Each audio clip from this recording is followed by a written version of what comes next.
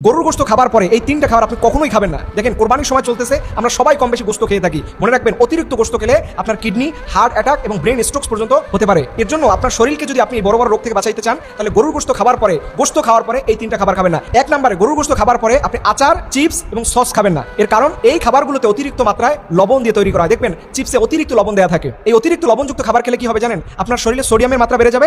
সোডিয়ামের মাত্রা বেড়ে যাওয়ার সাথে সাথে আপনার উচ্চ রক্তচাপের সমস্যা দেখা দিবে, যার ফলে এই প্রভাবটা সম্পূর্ণ কিডনির উপরে পড়বে। যখন অতিরিক্ত সোডিয়ামের চাপ আমাদের কিডনি বহন করে, তখন আমার কিডনিগুলো ড্যামেজ হয়ে যেতে পারে। দ্বিতীয় নম্বরে, গরুর গোশত খাওয়ার পরে আপনি সফট ড্রিঙ্কস খাবেন না। কালা, সাদা, লাল, নীল কত ধরনের পানি এই দেশে আছে। দেখেন অনেকে বলে কি, গরুর গোশত খাওয়ার পরে অমুক কোম্পানির এই পানিটা খাইলে আমার পেটের খাবার নাকি তাড়াতাড়ি হজম হয়ে যায়। নাউজুবিল্লাহি মিন যালিক। ওই খাবারের কারণে তার পেটের যে পঞ্চতন্ত্রগুলো আছে, পেটের মধ্যে যে মেকানিজম আছে, এটা সম্পূর্ণ ব্যর্থ হয়ে যায়। কিন্তু সে বলে এই ফস করে উঠে এটা খেলে নাকি তার গ্যাস ভালো হয়ে যায়। মনে রাখবেন, গরুর গোশত খাওয়ার পরে আপনি যদি কোল্ড ড্রিঙ্কস খেয়ে থাকেন, তাহলে আপনার শরীরের মধ্যে অতিরিক্ত স্যাচুরেটেড ফ্যাট তৈরি হয়, যার ফলশ্রুতিতে আপনার ইনসুলিনের রেজিস্ট্যান্স বেড়ে যায় এবং আপনার হার্টের মধ্যে এটা প্রভাব পড়ে। মনে রাখবেন, হার্টকে বাঁচাইতে চাইলে গরুর গোশত খাওয়ার পরে আপনি এই সফট ড্রিঙ্কস, কোল্ড ড্রিঙ্কস, কোম্পানির বিভিন্ন ফস পানি, এগুলো মোটেই খাওয়া যাবে না। সর্বশেষ এবং 3 নম্বর হচ্ছে, গরুর গোশত খাওয়ার পরে দুধ খাওয়া যাবে না। দুধ জাতীয় খাবার থেকে অ্যাভয়েড থাকবেন, কারণ দুধও একটা প্রোটিন সমৃদ্ধ, আর গোশত এমনিতে হাই প্রোটিন সমৃদ্ধ। মনে রাখবেন, দুইটা প্রোটিন একসাথে হলে আমাদের শরীরে এটাকে ব্যালেন্স করতে পারে না। যখন আমাদের শরীর ইমব্যালেন্স হয়ে পড়ে, আমাদের শরীরে পার্টস পাতিগুলো যখন দুর্বল হয়ে যায়, তখন দেখবেন আপনার অবসাদ লাগবে, ক্লান্ত লাগবে। এর জন্য এই 3টা খাবারকে সুস্থ থাকার জন্য হলেও আপনাকে অ্যাভয়েড করতে হবে। আল্লাহ রাব্বুল আলামিন যেন আমাদেরকে এই খাবারগুলো